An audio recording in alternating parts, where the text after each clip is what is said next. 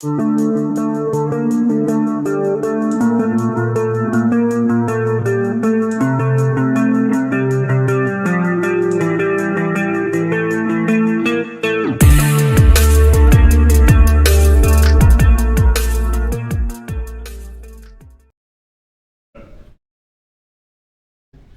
buenos días, gracias por acompañarnos a todos. Vamos a empezar la primera sesión del Seminario de Becarios del año.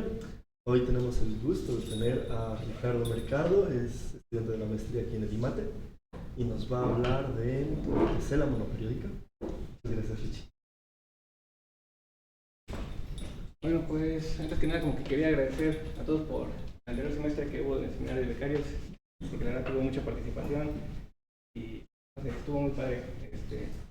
Yo soy otro de los organizadores. Nunca salgo de hecho en los videos, pero pues generalmente es el Roberto el que suele presentar. Y pues sí, hoy les voy a hablar acerca de la tercera del sombrero, ¿no? Y un poquito de qué ha sido, qué resultados han salido desde entonces, ¿no? Porque este fue un resultado muy importante que salió en 2023 y entonces en 2025 han pasado un par de años y a ver qué se ha cocido, ¿no? Entonces, primero que nada, les quería hablar un poco de teselaciones, conjuntos aperiódicos y un poquito de los 60 años de búsqueda que hubieron antes de que se descubriera el sombrero. Y eso más que nada como para que entiendan la importancia y cuál es el problema que resolvió esta cosa. Y pues después les voy a hablar un poquito acerca del paper, cómo está estructurado, por si alguien quiere leerlo. Para que no se espanten porque es un paper largo, son como 80 páginas, pero realmente no es tan complicado leerlo si saben cómo atacarlo, ¿no? Y pues, como le dije, también quiero hablar un poquito de qué cosas han pasado desde entonces, ¿no? Entonces, primero vamos a hablar acerca de teselaciones. ¿Qué es una teselación? Pues, la idea de una teselación es de cubrir el plano, por ejemplo, el plano euclidiano, por medio de figuras de tal manera que éstas no se traslapen. Y pues, como que una definición así formal es la siguiente.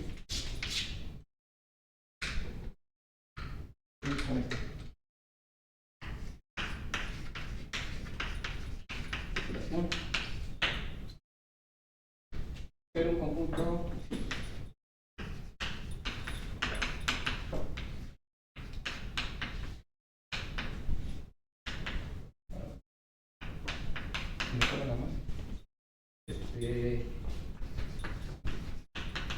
discos topológicos.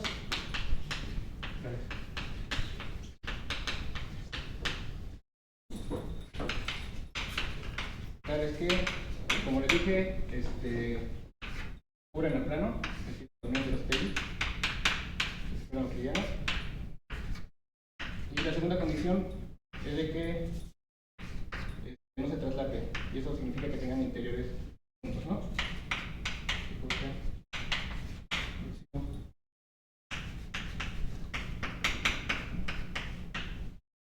Ok, y pues ahí puse unos ejemplos de teselaciones, ¿no?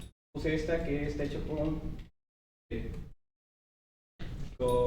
polígonos regulares, hay triángulos equiláteros, cuadrados, hexágonos regulares y polígonos de 12 lados regulares. Tenemos esta que es como que el motivo del seminario de becarios. Siempre que ven los pósters, pues está esta y son unos pececitos, ¿no? Cuando tiene una teselación y le ponen como que figuritas, se dice que está escherizada, ¿no? Por Escher. Y luego tengo esta teselación que es un poquito más rara. Esta teselación se construye poniendo un montón de puntitos discretos y sacándole lo que se llama como el Voronoi de esos conjuntos de puntos, ¿no? Es simplemente poner los puntitos que más se acercan a uno, ¿no? Así se van creando este tipo de teselaciones. Cuando tenemos teselaciones, a veces nos gustaría interesarnos acerca de las simetrías que estas pueden tener, ¿no?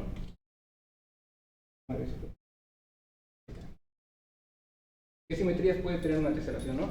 Y con simetrías simplemente me voy a referir a una simetría de plano que te permite las teselas, ¿no? Como definición.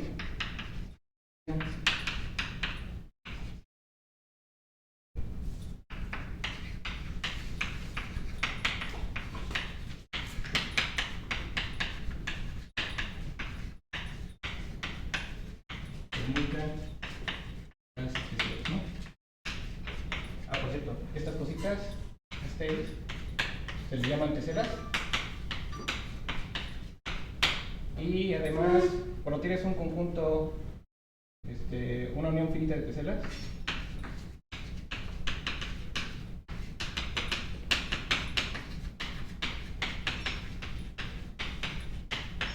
es también un disco topológico.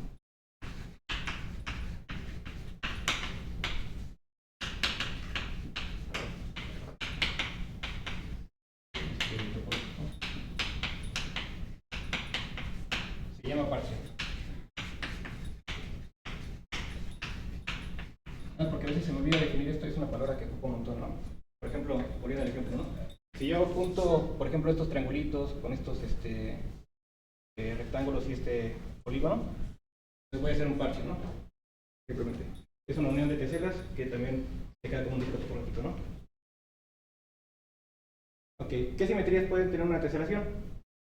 Pues hay que ver que como permuta las teselas, y las teselas en un principio lo estoy pidiendo que sean discos topológicos, cualquier simetría de una teselación tiene que ser, bueno, el grupo de simetrías tiene que ser un grupo discreto de simetrías. Entonces resulta que tenemos de los siguientes tipos, ¿no? Si nos vamos a lo más sencillo y tiene nada más una rotación, entonces, como tiene que ser discreto, tiene que ser una rotación de orden entero, por lo tanto el grupo va a ser cíclico. Y además tiene reflexiones y todas las reflexiones pasan por el mismo punto, el grupo va a ser diédrico. Si tiene una traslación, bueno, si tiene dos rotaciones o dos reflexiones que sean paralelas, entonces forzosamente también va a tener traslaciones. Y aquí es cuando entran ese tipo de teselaciones. Si nada más tiene una traslación, bueno, todas sus traslaciones van en una dirección, siempre vas a entrar dentro de estos 7 tipos de grupos de simetrías, que son los grupos de frisos. Y si tiene dos traslaciones que son linealmente independientes, entonces resulta que van a entrar dentro de estos 17 grupos cristalográficos, que se llaman, ¿no? Grupos, en inglés se le llaman wallpaper groups. O aquí lo podemos decir como grupos cristalográficos dos dimensionales, pero grupos cristalográficos me gusta más, ¿no? Vamos a decir. Si tenemos simetrías de una teselación, nos podemos preguntar cómo es que actúan en las teselas, ¿no? Entonces voy a dar otras definiciones. Voy a decir que una teselación es monoedral.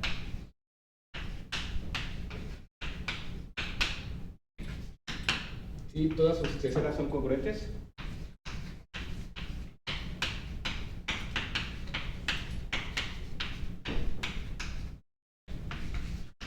Es decir, con una misma figurita y copia de ella, voy a teselar el plano. Y voy a decir que es isodral.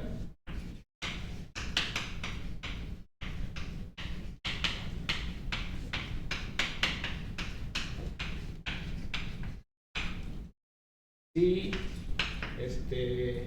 su grupo de simetrías es transitivo en teselas.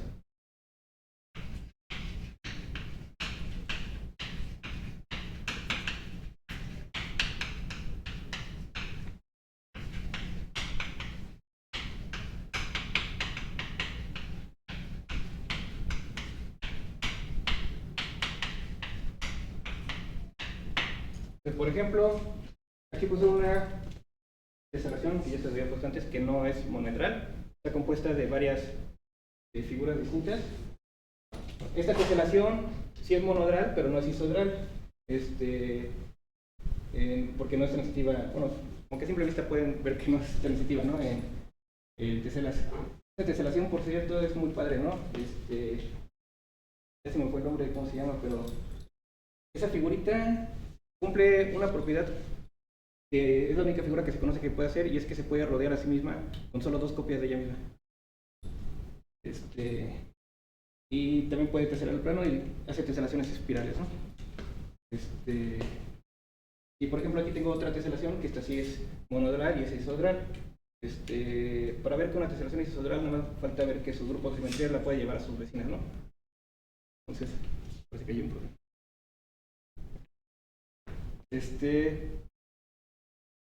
Tomando estas definiciones, también podemos pensar un poquito en las figuras que no teselan el plano, ¿no? Nos gustaría medir más o menos como qué tanto sí pueden cubrir. Entonces, para ello existen estas definiciones que son números de Hitch, que es justamente eso, ¿no? O sea, qué tanto una figura que no tesela el plano, qué tanto puede llegar a cubrir.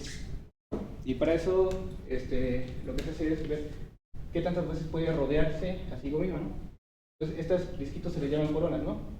Y por ejemplo, aquí tengo una figura que tiene el número de Hitch 2, solo se puede rodear 2 veces, y esta que tiene el número de Hitch 6, de hecho. Y pues voy a dejar aquí un apartado para problemas abiertos.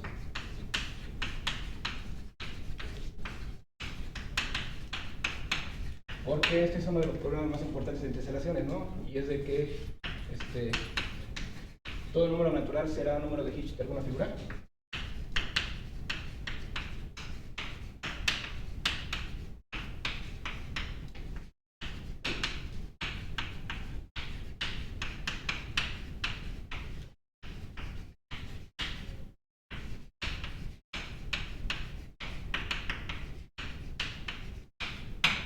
Y pues esta pregunta es padre, ¿no? Porque de hecho, nosotros de momento no sabemos, si yo te doy una figura, no sabemos si esa figura va a ser capaz de teselar el plano o no. Yo me quedo por ahí. Pero si resulta que la conjetura es falsa y todavía peor tantito, ¿no? Que los números de Hitch están acotados, entonces ya podemos crear algoritmos que sí me puedan decidir si una figura va a teselar el plano o no, simplemente comenzándolo a rodear y si sobrepasas a enésima corona, suponiendo que está acotado los números de Hitch, entonces ya sabes que va a teselar. Por otro lado, el récord de número de Hitch es 6. El número de Hitch más grande que se conoce es 6, y es esta figura. Se descubrió por ahí del 2020, creo, algo así. Y antes de ellos, durante 20 años, el récord había sido 5. Y para todos los números menores que 6, se conocen. Otra cosa son los números isoedrales. Y en sí, ¿qué son los números isoedrales? Si tú tienes una figura que sabes que sí tesela periódicamente, es decir, que tiene una teselación con dos simetrías de traslación linealmente independientes, entonces te podrías preguntar cuántas órbitas, cuál es el mínimo número de órbitas que se requieren en una teselación. Y ese es el número isodral de la figura. Hilbert, en sus problemas de milenio, conjeturaba que uno de los problemas era justamente de que todas las figuras tenían número isodral 1, ¿no? Si teselaban, se podían teselar con nada más una copia. Y esa resultó ser falso. El contraejemplo fue justamente esta figura que tiene número isodral 2. Esta tiene número isodral 4, perdón. Y, por ejemplo, aquí le puse otro ejemplo de una figura que tiene número isodral 8. Y también existe la conjetura de cuáles son los números isodrales.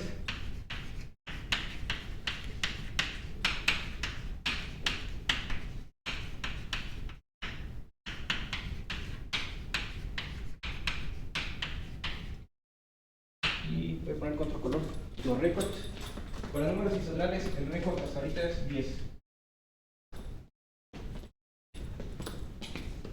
Y luego, esto, digo, antes no se planteaba mucho, ¿no? Pero si se logran, si de pura casualidad los números isodrales están acotados, también tienes un algoritmo para saber si una tesera es periódica o no. Te lo voy a decir que es periódica, ¿no? Esas cosas, números nos sirven para algoritmos. Record 6 y record 10. Ok. Otra cosa que les quería hablar son de estas figuritas. Se dan cuenta, tanto esta como esta figurita,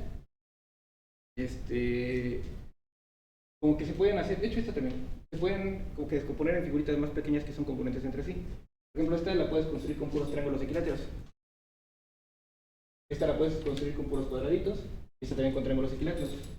Y esas figuras se llaman poliformas, ¿no? Entonces vamos a poner definición dada una figura F, una poliforma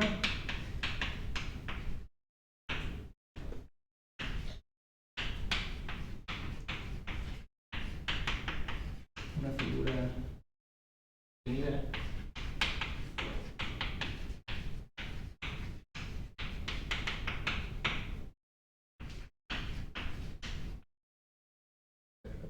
pegar copias de, ¿no?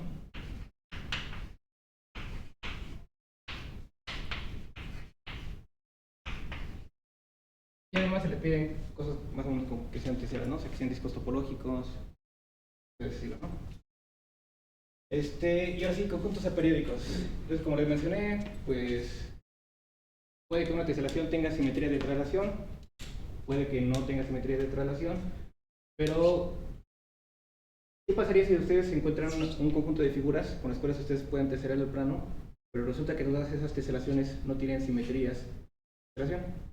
No me refiero a que hagan una, nada más una que no tenga simetrías, sino que cualquiera que ustedes hagan, forzosamente no tenga que tener simetrías de teselación. Esos son los conjuntos aperiódicos. Y estos nacieron a partir de la lógica, a partir de estas cosas que se llaman teselas de Wank. La idea, como que a grandes rasgos de qué son estas teselas de Wank, querían hacer como que una máquina de Turing en el plano. Y pues dos teselas se pegan una abajo de otras y tienen el mismo color.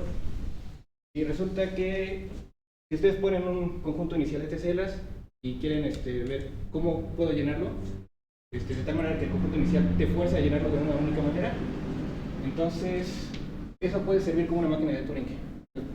Todo lo que ustedes pueden hacer con una máquina de Turing, lo pueden hacer con esas teselas de Wank.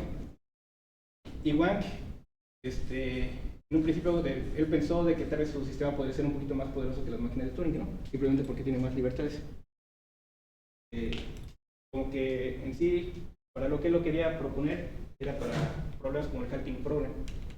Entonces el halting problem, lo que se trata es de que si les doy una máquina de Turing, existirá otra máquina de Turing que se pueda decidir si esa máquina se va a detener o no. Y Wank había diseñado, había diseñado un algoritmo para sus teselas de Wank, que te podía decidir si un conjunto de teselas de Wank iba a parar o no, como máquina de Turing visto. ¿Qué pasaba? Ese algoritmo necesitaba que justamente cualquier conjunto de teselas de Wank que te diera, también lo pudiera, si llegaba a teselar el plano, también teselara de manera periódica. Y resultó que eso no fue cierto, ¿no? Un alumno suyo, llamado Berg, 5 años después de que Wank propuso, encontró un conjunto de teselas de Wank que podía teselar el plano, pero jamás lo hacía de manera periódica. Este conjunto en un principio tenía como 20.000 piezas, como 20.000 teselas de Wank. Y ese mismo año, ese mismo alumno lo redujo a por ahí de 120 teselas, porque se dio cuenta que ocurría algo, ¿no? Que son jerarquías, ¿no? Voy a borrar por acá, ¿no? Entonces, la idea de una jerarquía, y en particular, ahorita voy a hablar de sistemas de sustitución, es como que poder darle coordenadas de cierto modo a las teselas en una teselación, de tal manera que tú puedas ubicar cualquier tesela por medio de unas cosas que se llaman bloques, ¿no? Entonces, por ejemplo, consideremos la siguiente tesela, ¿no? Se construye de 4.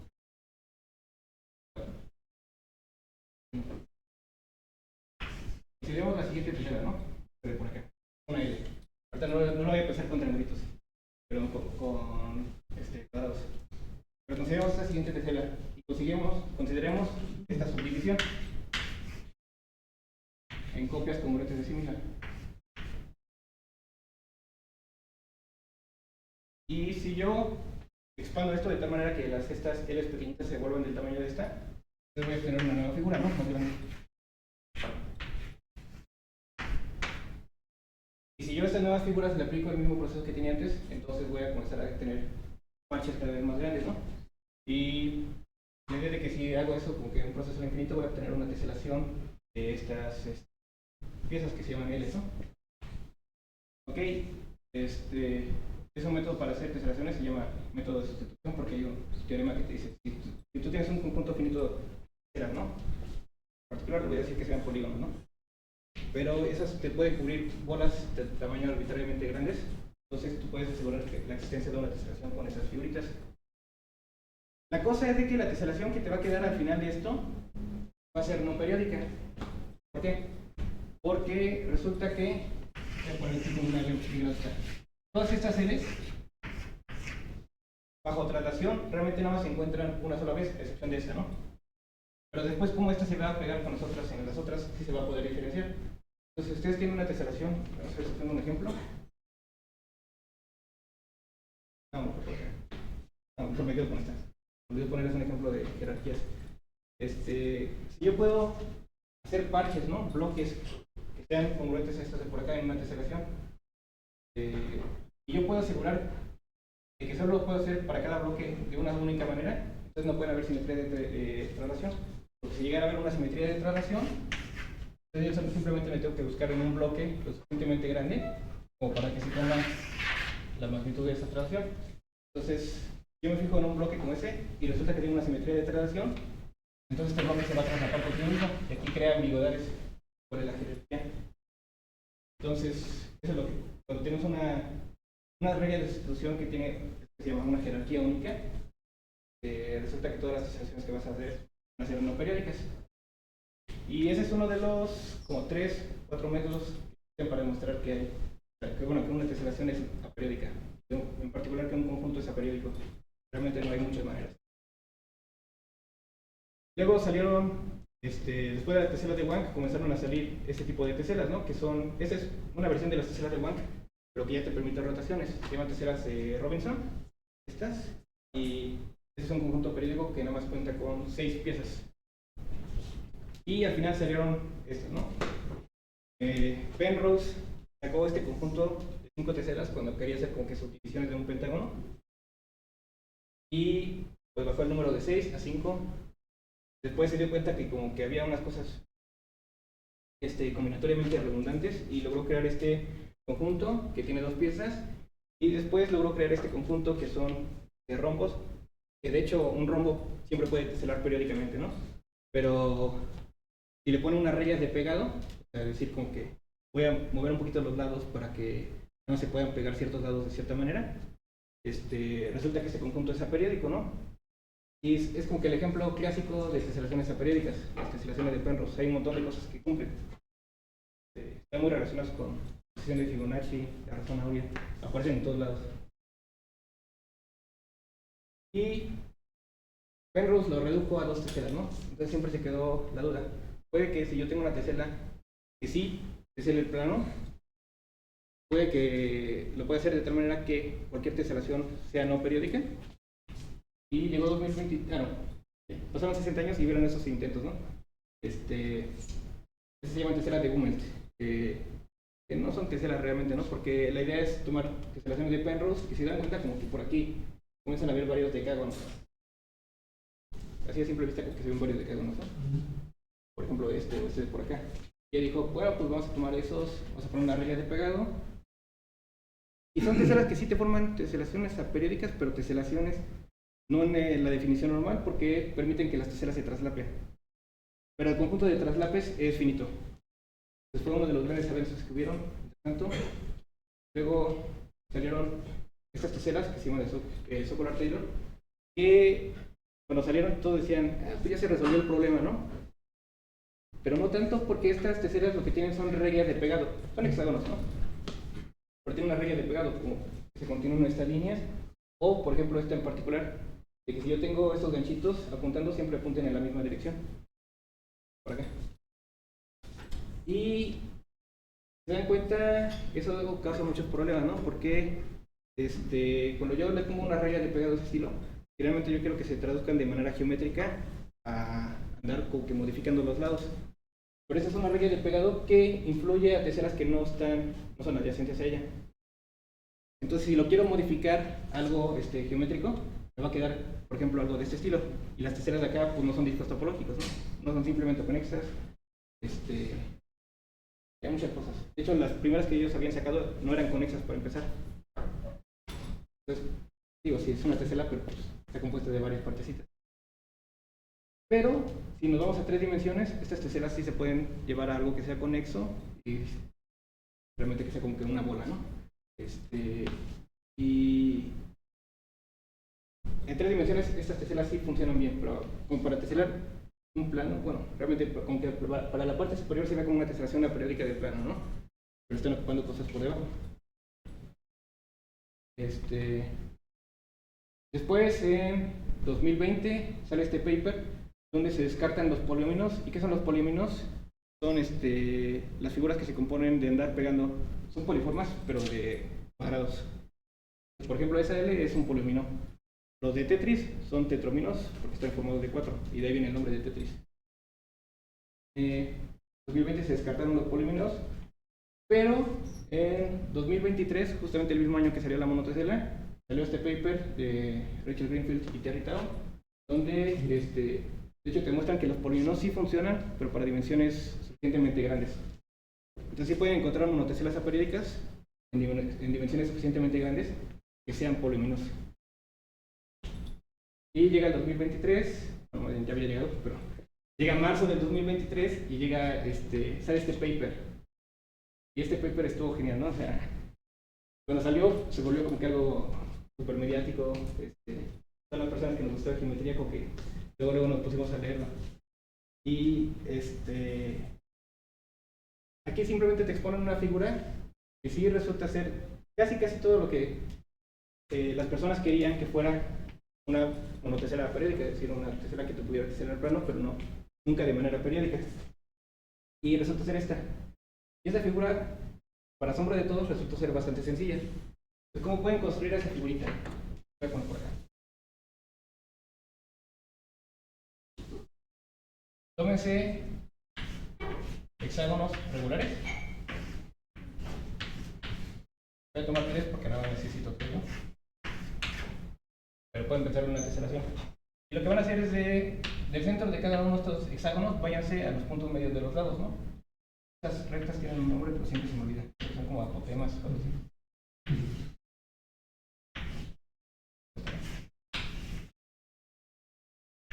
Y van a tener aquí unas cometitas, se llaman cometas esas figuras, ¿no? Que son como un triángulo rectángulo y sobre reflejado, ¿no?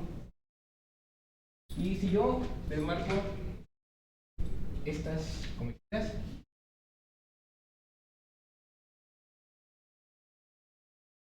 entonces obtengo el sombrero. Entonces el sombrero es una poliforma que se compone de 8 cometitas. Y pues resulta que es una monotesela periódica. ¿Cómo lo demuestran en el paper? Resulta que para demostrar que una figura es una monotesela periódica tienen que demostrar dos cosas, ¿no? La primera es de que tesele. Y la segunda es de que no admita teselaciones periódicas.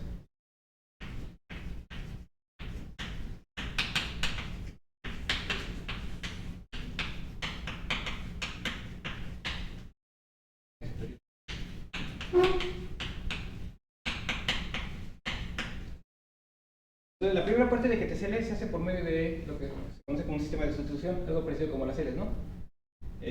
Solo que ese es un poquito más delicado porque, para empezar, no funciona como una sustitución del sombrero, sino con figuras abstractas creadas con el sombrero y con unas rayas de pegado basadas en las indentaciones y los arbolitos sobresalientes, ¿no? Que salen.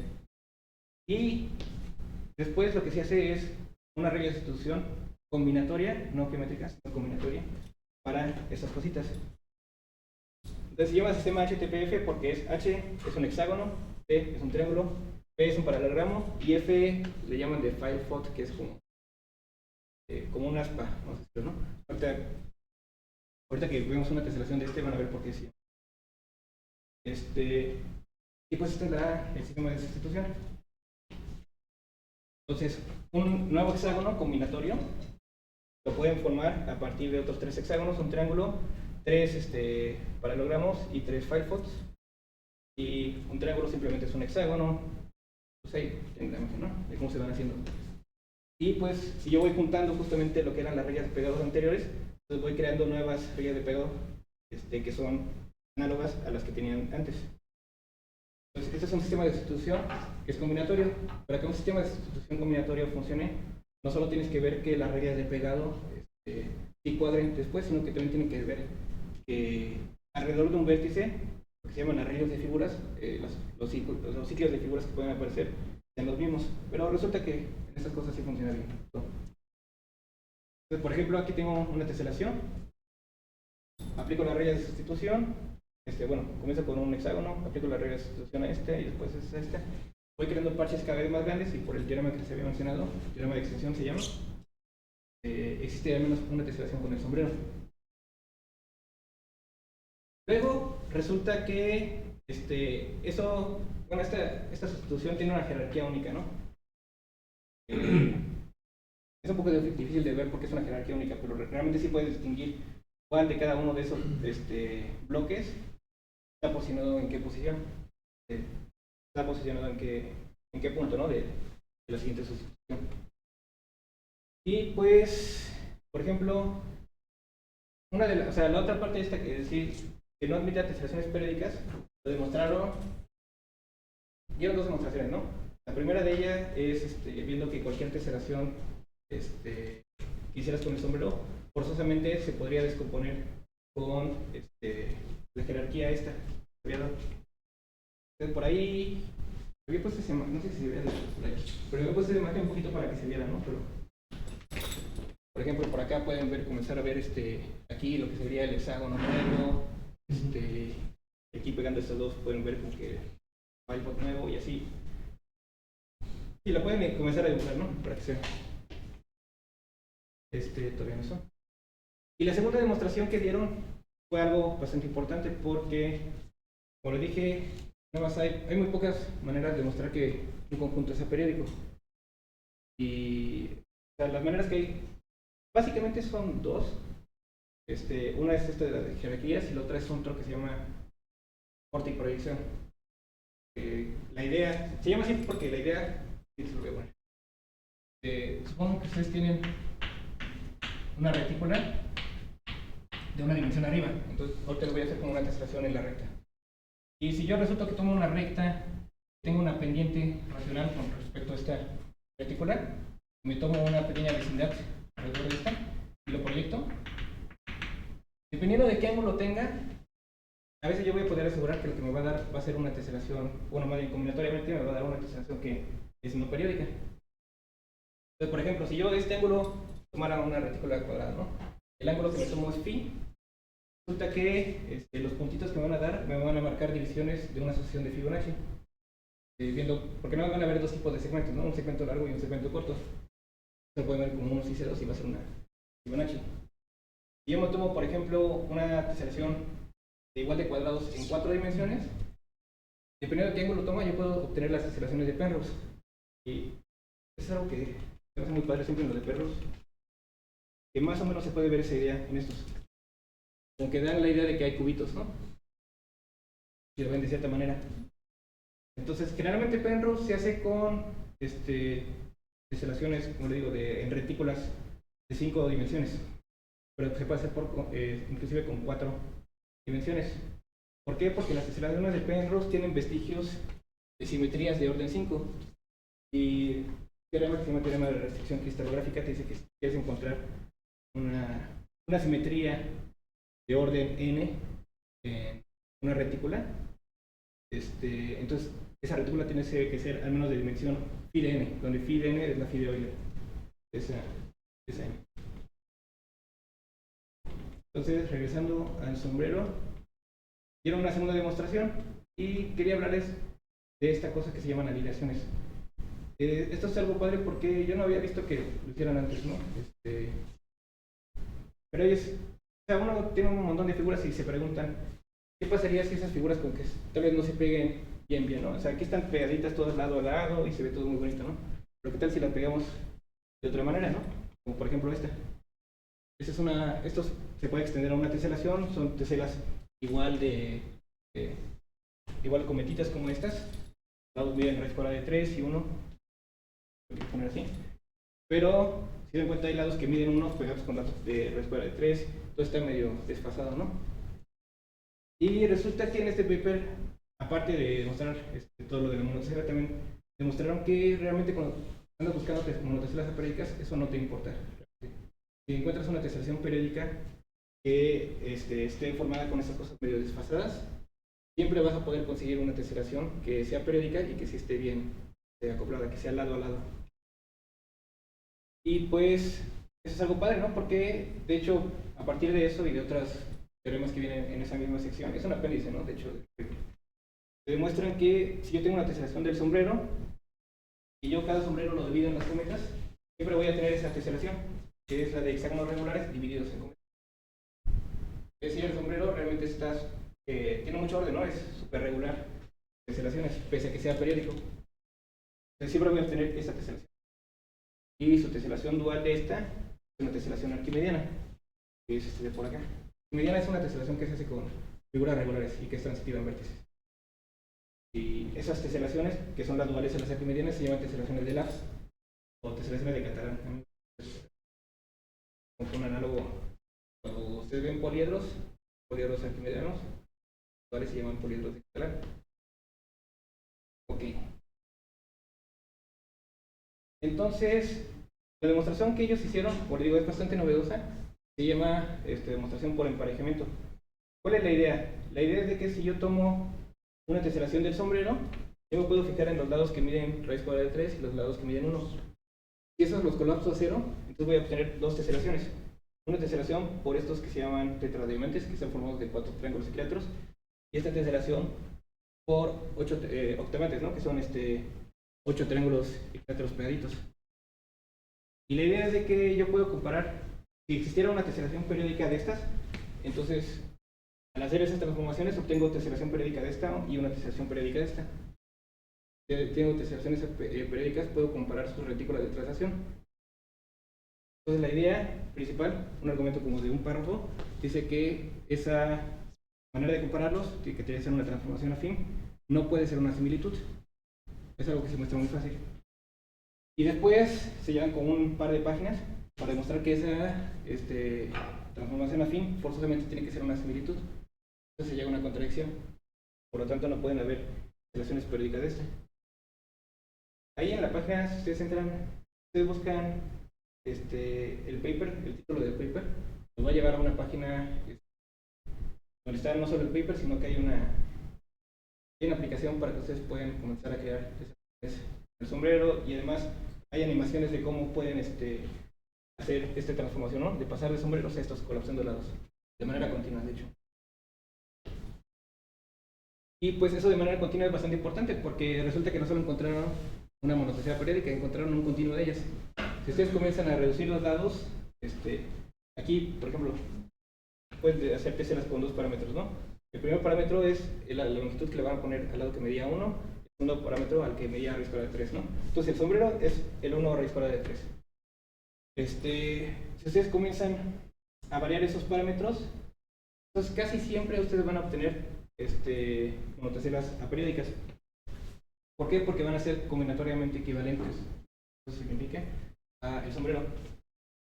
¿Cuándo es el caso que puede fallar para que no sean combinatoriamente equivalentes? Simplemente es cuando se pueden generar nuevas adyacencias, ¿no? Y eso solo ocurre por los lados que tienen cuando la tesela es la 1,1.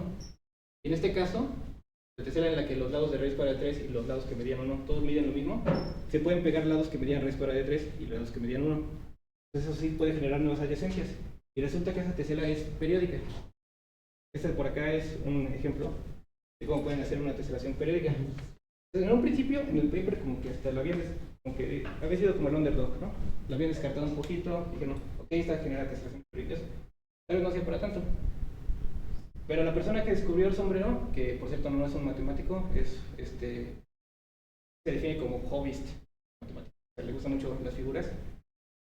Él se dio cuenta que esta figura cumplía otra propiedad muy padre. Y es que ustedes comienzan a fijarse en teselaciones de esta, donde simplemente ocupen a esta figura misma y no su reflejado. Entonces ese sí va a formar una teselación, eso sí va a ser una monotesela periódica. Y eso es algo bien padre porque cuando se ve el sombrero, todos los que andan en monoteselas periódicas siempre como que han intentado buscar un pero, ¿no? Y resulta que todas las teselaciones del sombrero siempre van a ocupar una copia reflejada de ella. Eso a varias personas que andan en conjuntos a periódicos no les gustaba. Y resulta que esta cosa, si ustedes modifican los lados de tal manera que ahora sí estás forzando a que nada más copias con una misma orientación se peguen, esto sí va a ser una monotesela periódica, y de hecho se le llama monotesela periódica quiral.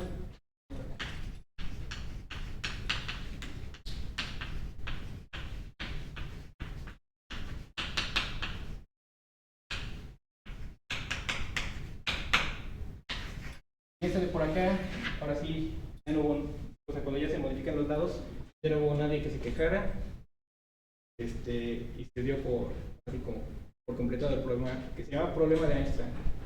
Se llamaba de Einstein no porque fuera Einstein el que hubiera presentado el problema, sino porque Einstein en alemán es una piedra, una tesela. Por eso se llama así. Entonces, así terminó el problema. Ok. Esa misma tesela, esa que se acabo de decir, salió un mes, o sea, el paper salió un mes después de que saliera el paper original.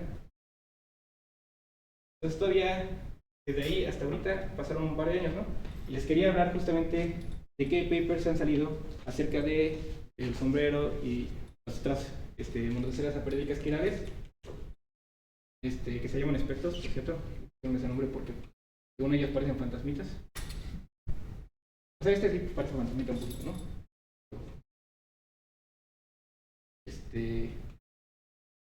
¿Y qué papers han salido, no? A mí me gusta clasificar un poquito. Salieron un montón de papers, ¿no? Casi todos hacían lo mismo, ¿no? Bueno, dos cosas que hacían, ¿no? La primera es algo importante, bastante útil, es dar algoritmos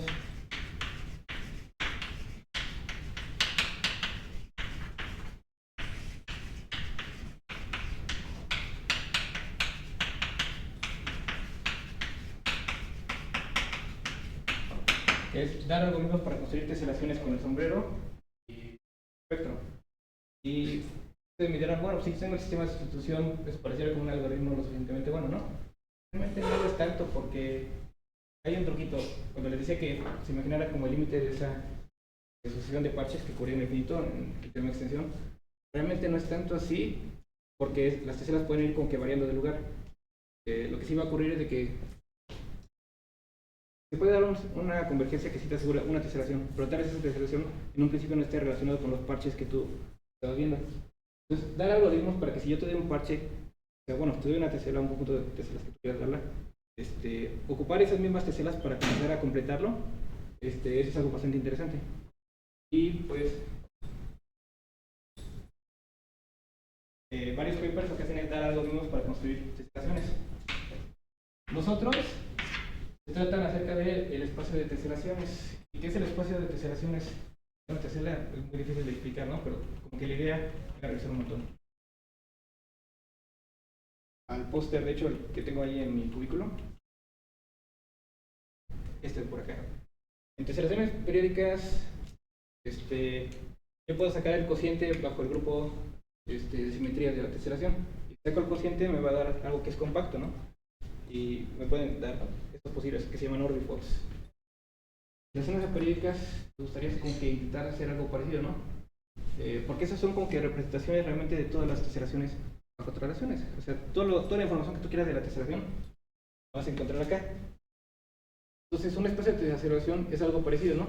Dan una métrica de qué tan parecidas pueden ser dos teselaciones y sacan el espacio métrico formado por todas las teselaciones que tengan las mismas teselas y que estén formados bajo, o sea, que sean, bajo esa métrica y la completan. Eso se llama el espacio de teselaciones. Pueden ser espacios muy raros, ¿no? Por ejemplo, en Penrose, en Fibonacci al menos es una cosa que se llama un solenoide, ¿no? Entonces, las vecindades tienen que ver con conjuntos de Cantor, cosas así medio raras, ¿no? Son espacios medio raros, ¿no? Y hay toda una escuela de personas que andan buscando este tipo de cosas, ¿no? Entonces, los espacios de teselaciones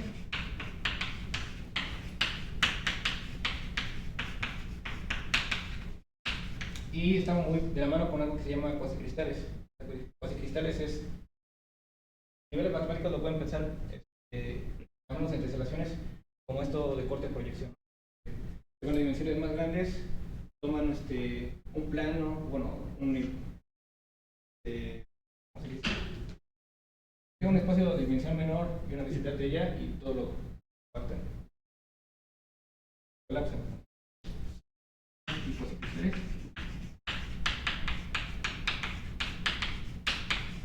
Y quería hablarles, ahorita queda poco tiempo, ¿no? Entonces, voy a hacerlo rápido. Quería hablarles en particular de un paper que salió que, para empezar, me llamó mucho la atención por el nombre, ¿no? Es de por acá.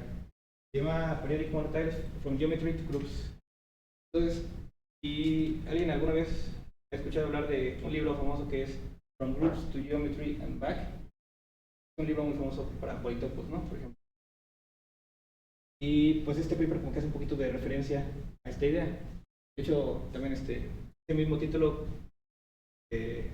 esta Isa en su tesis de doctorado, tesis se llama From Geometry to Groups and Back.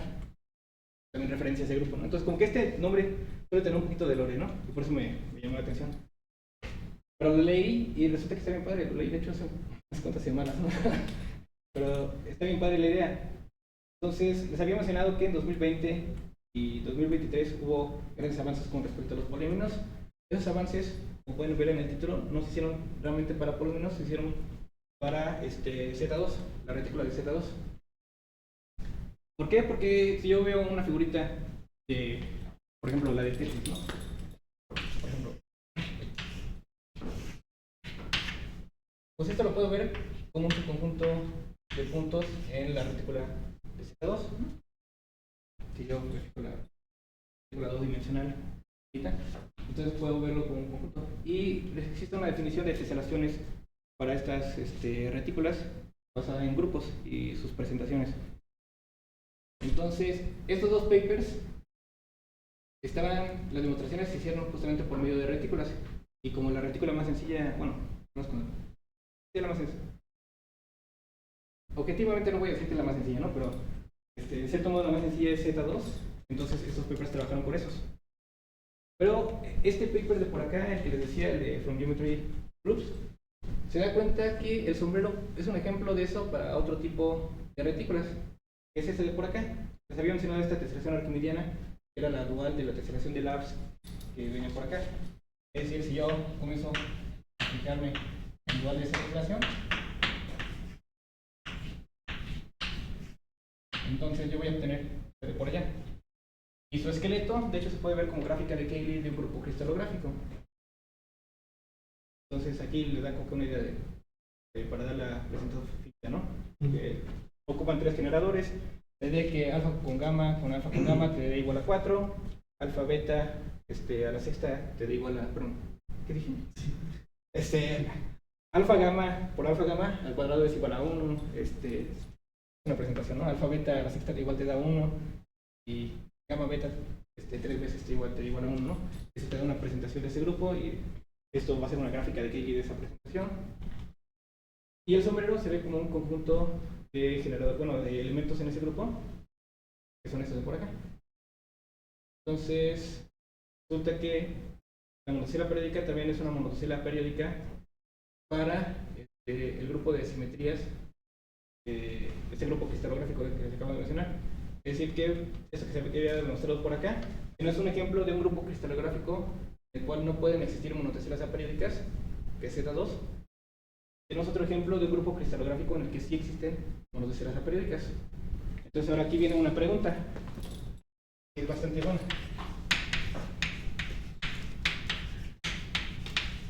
¿Qué grupos cristalográficos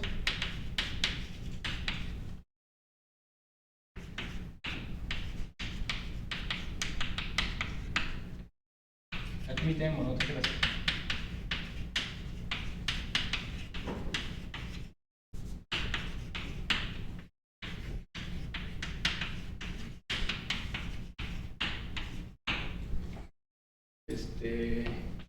Y con grupos cristalográficos no solo me refiero al grupo en sí con estructura de grupo, sino el grupo de su presentación, ¿no?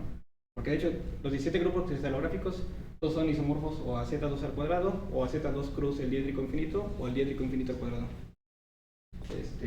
La presentación sí es bastante importante en grupos cristalográficos. Y bueno, aquí está, por ejemplo, la teselación vista en ese grupo. Esto de por acá es algo que lleva, o sea, hace par de semanas, como le digo, estaba haciendo la presentación para esto, ¿no? Me enteré de ese paper porque quería ver qué cosas habían hecho. Y me di cuenta que de hecho esa pregunta más o menos se puede atacar. Y se puede atacar ocupando estos papers. Por ejemplo, Craig Kaplan fue uno de los autores del artículo original. Entonces, ¿de qué se tratan estos papers? Más como una idea. Trata de como que andar minando números de Hish. Es decir, yo te doy poriformas dentro de una retícula y ocupando yo puedo ver la pregunta si se puede rodear tantas veces una figura, lo puedo traducir en una fórmula booleana, y después de esa fórmula booleana lo paso a un solucionador SAT. Entonces, esa es como que una manera en la que tú puedes decidir, dentro de esa retícula, esa figurita puede tener número Hish n, al menos, o mayor. Y pues sí, esos son los papers que hicieron, ¿no? Y lamentablemente son papers que están bastante olvidados. Hoy en la mañana, o sea, no me había dado cuenta de eso hasta mañana, ¿no? Pero este paper ha sido citado 4 veces y 3 de ellas fue por el mismo autor. O sea, 2 de ellas fue la del monotesela aperiódica y la del espectro. Que digo, él también es el autor de eso. Y de hecho estos programas los ocupó para ver que la monotesela era buena idea investigarlo, ¿no? Y la otra vez que lo cita él, este paper de por acá, que te está diciendo lo mismo, ocupa solucionadores SAT para hacer la pregunta de ¿cómo puedo calcular el número central de una figura, no? Pues les digo, eso podría ser un buen proyecto, ¿no? Para comenzar a trabajar. Crear software como que Kaplan ya lo hizo en un momento, pero ahora, en vez de andar buscando intersecciones arquimedianas, búscate en grupos cristalográficos, o en grupos cristalográficos, ¿no? Grupos de simetrías isoidrales. Estos programas enumeran las posibles poliformas que puedes encontrar. Comienza a intentar calcular su número de Hish. Si su número de Hish es muy alto, entonces o te cela o ya batiste un récord. Como le digo, ahorita el récord es 6. Si su número isodral es alto también, entonces resulta que o batiste el récord o la monotesela es aperiódica, es una monotesela aperiódica. Es otra manera en la que pueden ver esos parámetros. Pues bueno, eso sería todo. Bueno, puse teselaciones arquimedianas y de LAPS. Este sería como que un buen lugar para comenzar a buscar. Ahí está la bibliografía.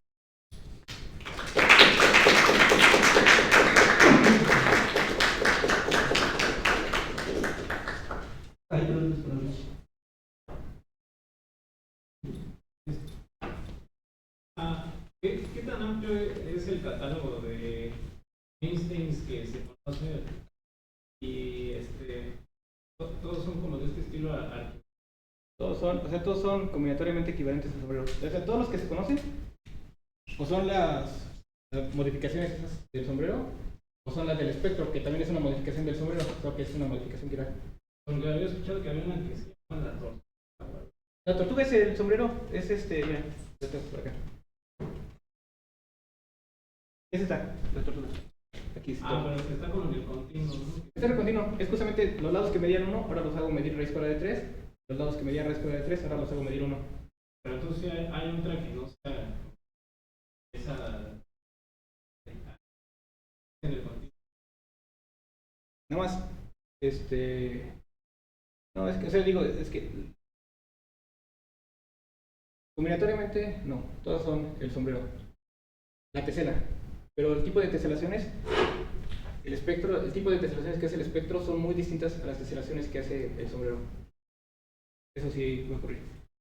Pero, como digo, o sea, el espectro son modificaciones de la tesela 1,1, que es una modificación del sombrero. Entonces, de momento, nada más se conoce eso.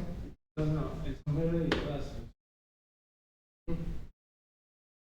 ¿Y qué pasaría si, por ejemplo, la idea que les acabo de decir, comenzamos a buscar en grupos cristalográficos y llegamos a encontrar una monotesela en otro grupo cristalográfico? Ahí ya se rompe la cosa. Estás sacando una monotesela nueva, una estructura muy distinta. Pero sí, de hecho las teselaciones, eso es algo gracioso. Cualquier teselación con el sombrero, les dije que ocupamos copia reflejada. Si ustedes no ocupan copia reflejada, no pueden teselar. Pero si ocupan el sombrero y la tortuga, ambas en una misma orientación, las teselaciones que van a tener son justamente las teselaciones que hacen con la tesela 1,1. O sea, como si fueran dos piezas diferentes. Como dos piezas distintas, tienen las teselaciones del espectro. Y de hecho fue un truco que usaron para fixar, porque ese de por acá, la tortuga y el sombrero, ambas son poliformas, ambas obtienen con esas mismas cometitas. Y cuando las teselas, la teselación subyacente siempre va a ser la teselación esa del axe. La tesela 1,1 no es una poliforma. No puede ser una poliforma, de hecho. Entonces, bueno, no una poliforma de una teselación de lapsos. Eso lo hacía a nivel computacional un poco difícil de trabajar, porque el paper ocupa mucho poder computacional, o sea, ocupa muchos algoritmos, ¿no? De hecho, solo había un matemático, una persona que era, como le digo, que su hobby era... ¿Hobbit? No, hobby. Es que se escribe como hobbies y siempre le digo hobby, pero que su hobby son las matemáticas y 2 computólogos. Y el matemático, por ejemplo, era el asesor de tesis de Pablo. Entonces ocuparon muchas cosas de computación, algoritmos, para eso. Y para ello querían que fuera algo discreto y que fueran poliformes. Y la 1,1 no se podía hacer, pero resulta que combinatoriamente equivalente sí lo podía hacer a esto con esto. Entonces,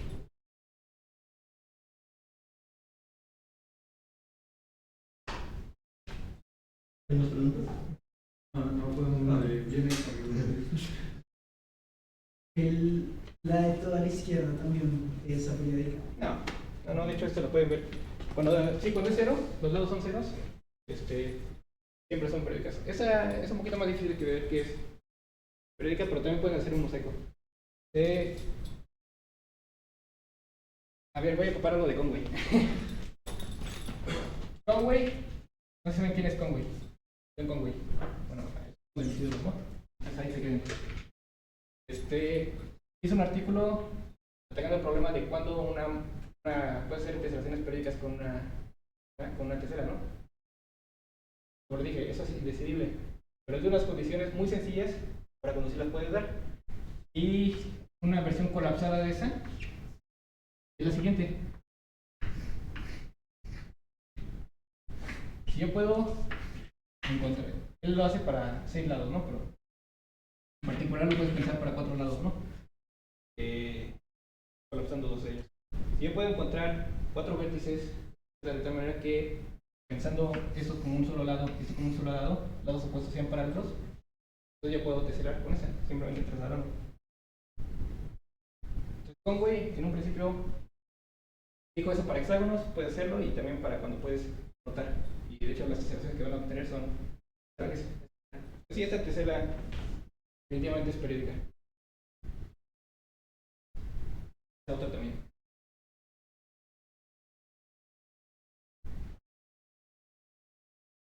¿Más preguntas? Pero esta teselación en particular, esas teselaciones en particular, ¿no son? O sea, Esta no. No, las del 0, 1 y 1, 0.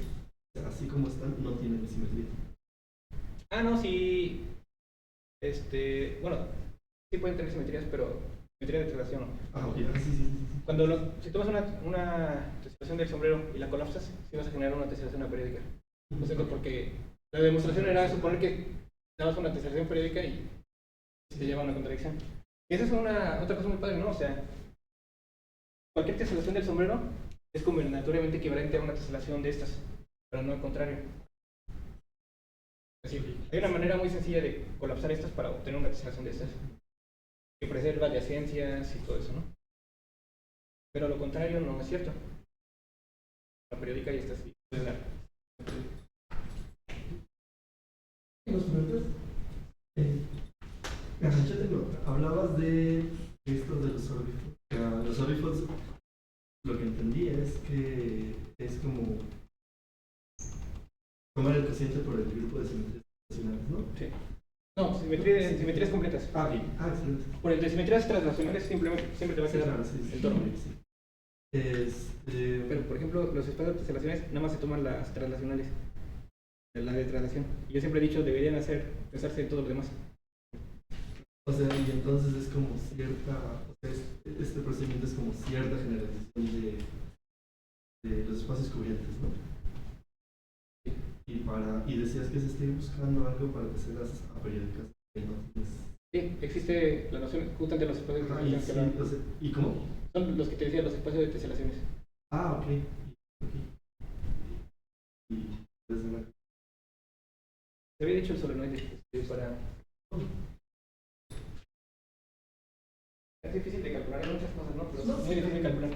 ustedes piensen, es un continuo.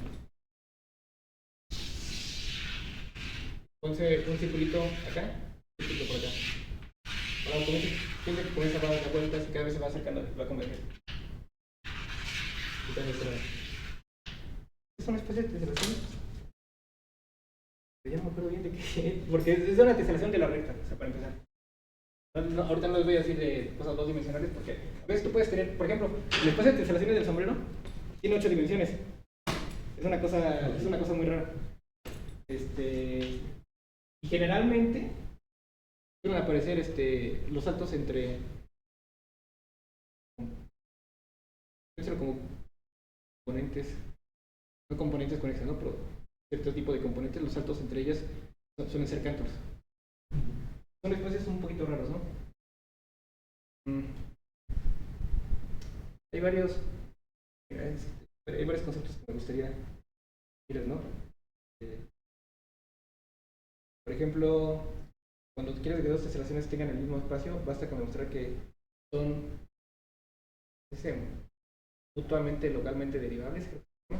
La idea de que, siendo un conjunto finito de reglas, tú siempre puedes pasar de una teselación de una a la otra. Pero existe otra cosa que se llama localmente indistinguibles. Eso significa, por ejemplo, la de Penrose son localmente indistinguibles. ¿Qué pasa con la de Penrose? Si yo me fijo en una parte finita de una teselación, entonces cualquier otra teselación de Penrose va a tener también esa parte. Es decir, si a mí me pusiera una teselación de Penrose, ¿no? Y estuviera por acá y yo comienzo a tomar información acerca de esa teselación recorriendo, voy a morir y jamás voy a saber en qué teselación estoy. Son localmente indistinguibles.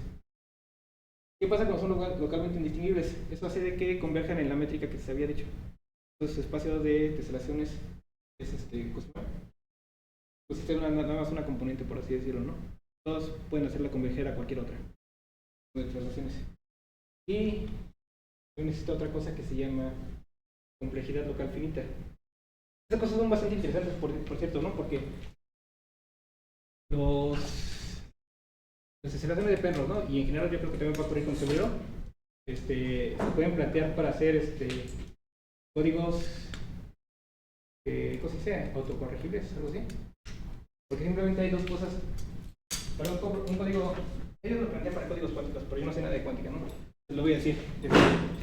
Un código autocorregible necesita tener dos características, ¿no? Que sea localmente indistinguible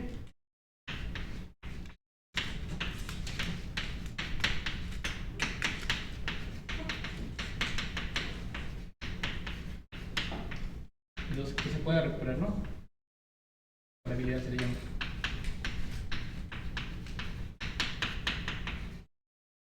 Y eso en teoría de códigos tiene una definición y en geometría tienen otra definición que en un principio parece que no tiene nada que ver, pero resulta que las extensiones de Penrose sí lo pueden hacer. Pero tú dices, por ejemplo, si veo una extensión de Penrose con un código, ¿cuál es el espacio de todas las extensiones de Penrose? Justamente el espacio de teselaciones. Gracias. Eso, por si algún día se nos llega a fregar la criptografía actual, eso tal vez puede servir. ¿Otra pregunta? Entonces le agradezco. Si quieres, no. Sí. Gracias. Esta es una pregunta que me da curiosidad, pero computacionalmente, ¿cómo? Bueno, o sea, esto es solo una pregunta por curiosidad, pero por ejemplo, al calcular cuántas teselas hay o de qué manera se interpretan, ¿tienes alguna idea de, por ejemplo, la complejidad computacional o el gasto de memoria de alguno de los problemas que se presentó? Porque me imagino que es muy grande. O sea, solo como una pregunta abierta. Ahora sí que es hasta puede ser tan complicado como tú quieras, ¿no? O sea, como dije, ocupan algoritmos SAT en esta parte de por acá. Como todos hablan de SAT, SNP completo, algo así. No sé. O sea, ¿qué? SNP completo. Entonces, si tú lo haces muy grande, es totalmente inútil, ¿no? Pero si te quedas en cosas pequeñitas, una búsqueda pequeña, resulta que es práctico. Y, por ejemplo, el programa que había hecho Kaplan en ese paper que les había hecho, mencionan que para poleminos, eso no es. Para poleminos, hechos con menos de 20 celas, el resultado es calcular su número de Hitch, lo daba en segundos. Entonces sí, o sea, plantearlo como una fórmula booleana se puede hacer de varias maneras. De hecho, es una técnica que yo digo que muchas personas deberían que aplicar para problemas en general. Si tienes un problema de matemáticas, intenta plantearlo con fórmulas booleanas, ¿no? La simplicidad. Tu pregunta es de sí o no, ¿no? Si lo planteas de manera correcta, puedes hacerlo de tal manera que esa fórmula sea práctica para resolver. Muchas gracias.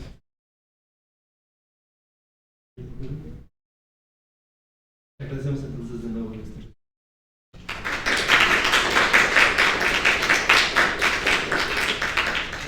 Gracias por venir y atrás hay café y galletas.